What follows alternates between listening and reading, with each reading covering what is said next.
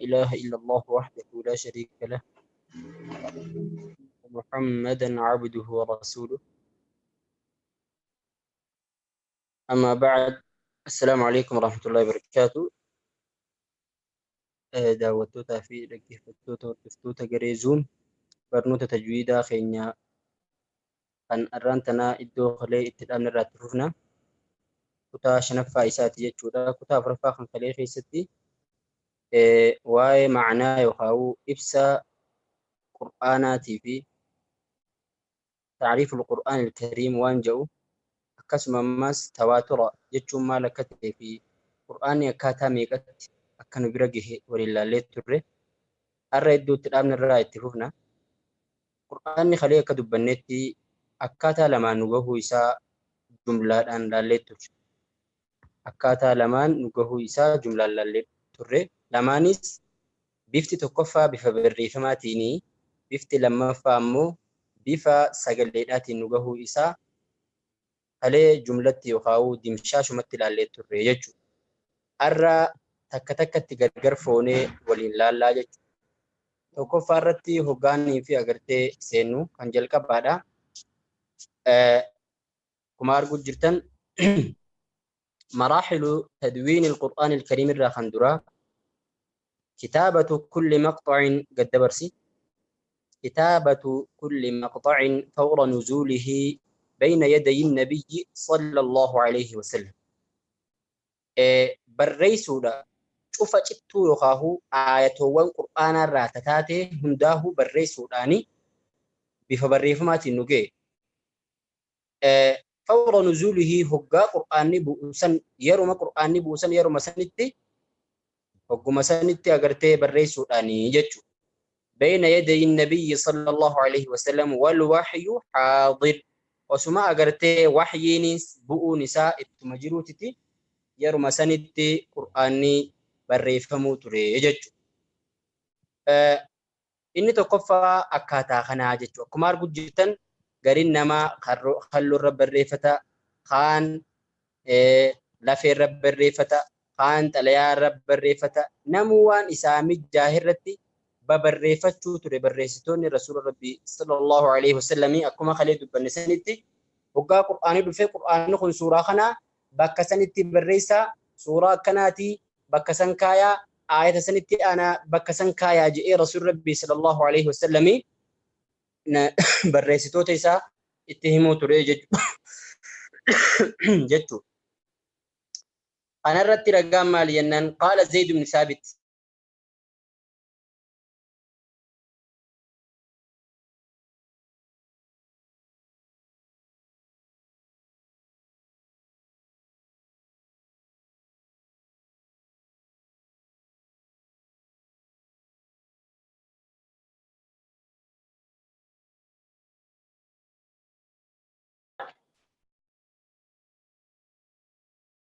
أنا بير الرحيم وستاني نمهند براي تغلين Recording tu كستانو كيكو جارابو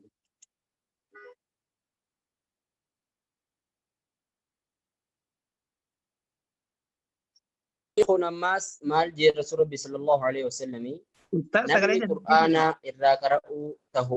afran keessaa tokko isa kana tahuu rasuul rabbii sallallahu alaihi wasallam hadiisa keessatti nuuf himeeti ture jechuudha. أستاذ Isa سغلين kanaatu بير ديبيا maal jettan? سغلين كيسان دابته توري أم إدون ريكوردي دابه توري Jalqaba irraa irra deebi'amu bakkuma nama irra jiru. قال زيد بن ثابت الراي Aywa marraan jira yee. Zayd ibn Saabit kanaatiitu ragaadhaaf dubbiilee fudubbanne je'e jechuudha. Maal je'e jennaan كنت أكتب الوحي عند رسول الله صلى الله عليه وسلم خنين بالرئيسون تريجي وحي يجون قرآن خنين بالرئيسون تري عند رسول الله صلى الله عليه وسلم إرقى ربي برتين بالرئيسو تريجي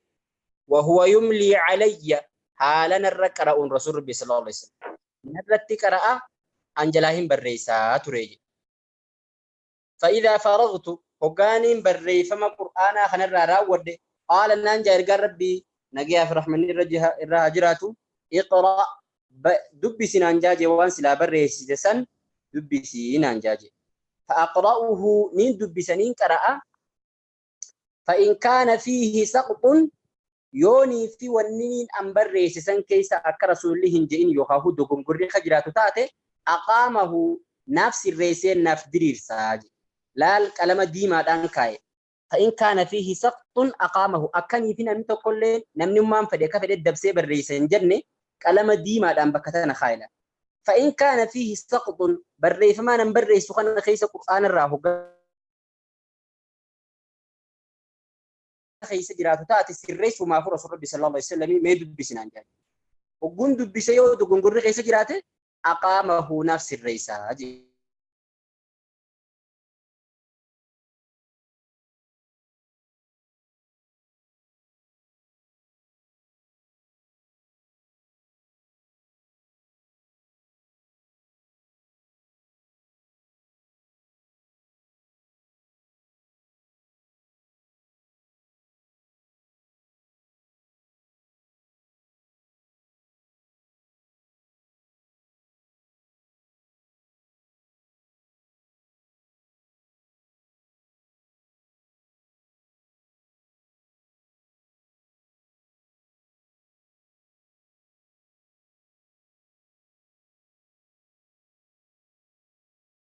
أستاذ يوب هي وقعت كتك في اللي نشكا ديبوت جرا هي أماني لقي أمامي إيه تكوني فقاتوا لين دقا ماما أي سوتان ديبيا تركي هي نتيب به دي جرسني في هي تولي أكاتا ما أسي أولتي دبني خاناني يجودا رسول ربي صلى الله عليه وسلم يقرأ صحابان ساجلا بريسني سنين بودا صحابان ساتو يوخني في دوغون غوري خيس جراتو تاتي رسول ربي ردي بيتي كراتي سنبودا يو دوغون غوري خيس جراتو سريسي في رسولي سنبودا غباني صحابو تبرا ورهفن برسي سنيه خرمتا اكاتان تقفان اتبريفمو قراناته رسول مربيتي صلى الله عليه وسلم جرو قراني بريفمو تري يجت تقفان اكاتا خناجت وكاتان اتقران ربي بريفمو تري أكاتان تقفى وقوة أكاتا خنته صدركا لما فاترت مال تري صدركا لما فاترت تفريغ الكتابة السابقة ولكبودة كتابولي يخاهو كتشتو كتابا يخاهو آياتوتا كتابا خنمو خبخبا بريفة ترسن ولكبودة في صحف قرآن تقوخيسة ولكبودة جي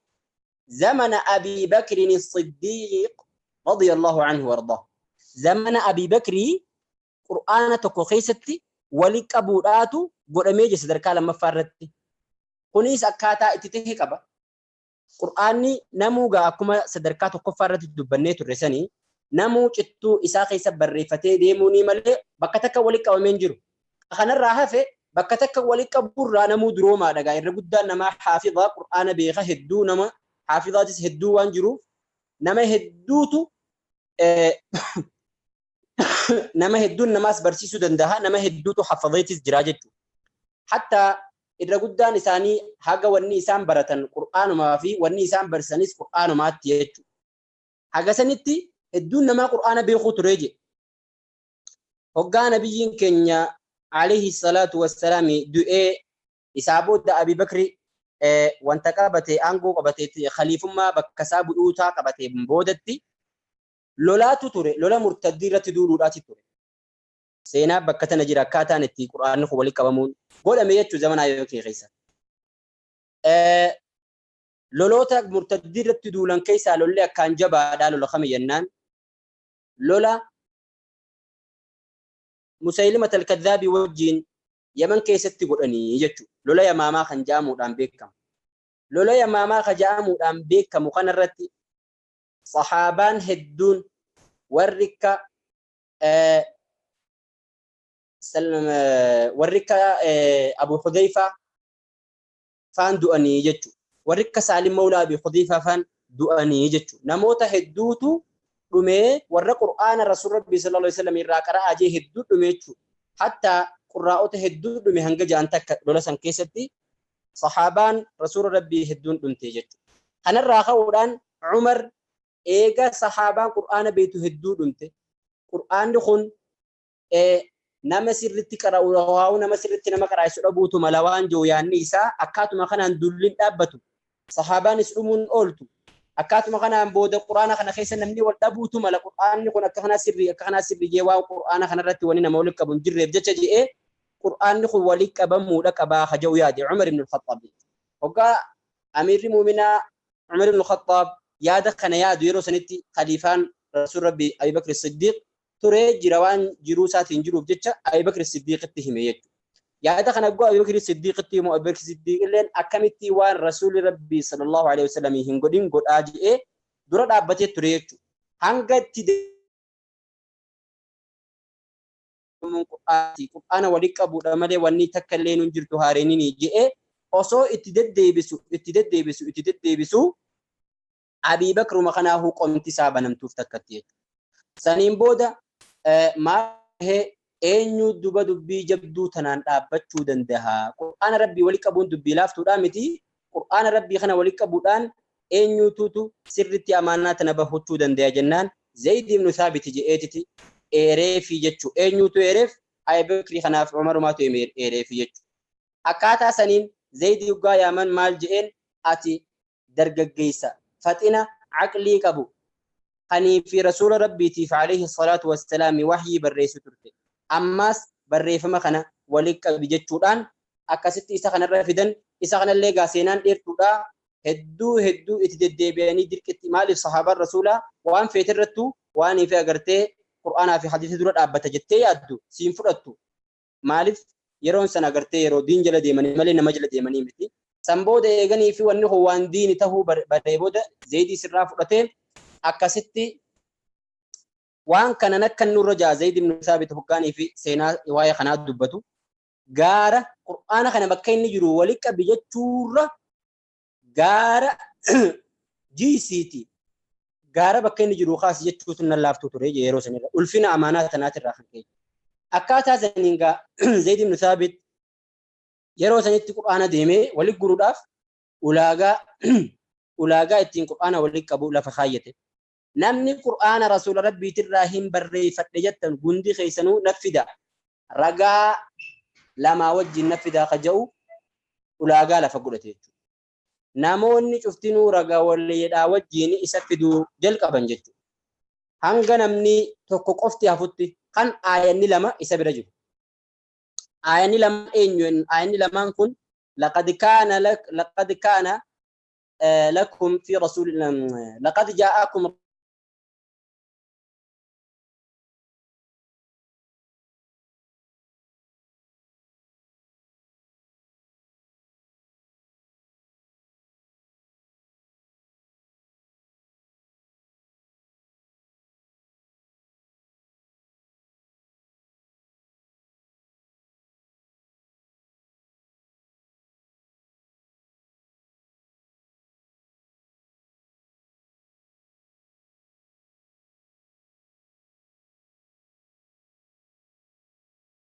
خبر آخر إخواني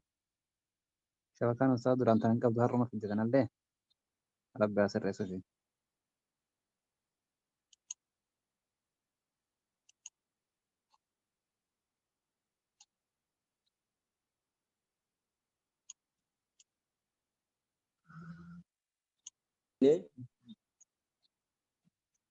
Ustaaz sagaleen keessan bahee dheera. Nabira Usman Al-Kanisi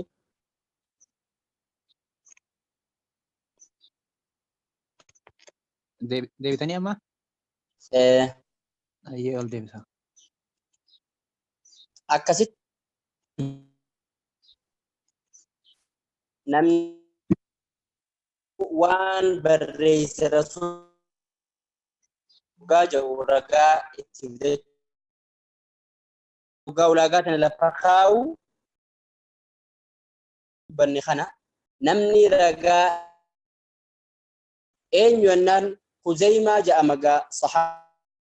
Khuzaymaa jedhama أبو خزيمة نما رجاء إسافبه هنكبو رسول ربي صلى الله عليه وسلم كيف مرة وانجروا أبان في القرآن الراهي جئ يوني في النبي خكوا إنهم قرآن الراهي قالوا sagalee keessan xiqqoo ربي برتي بريفتي يجوا واني jidduu kukkutee fidaara. بقى يوفر راديف نير علم تركي نجيب وجرا Jidduu amma seenaa kana sirriitti qulqullaa'ee adda namaan bahuutu hin jiru. Ana bichaadha moo dubbadhaa ikhwaani warra jalaa warri keesseetan. بيدي وجرو أنا نبض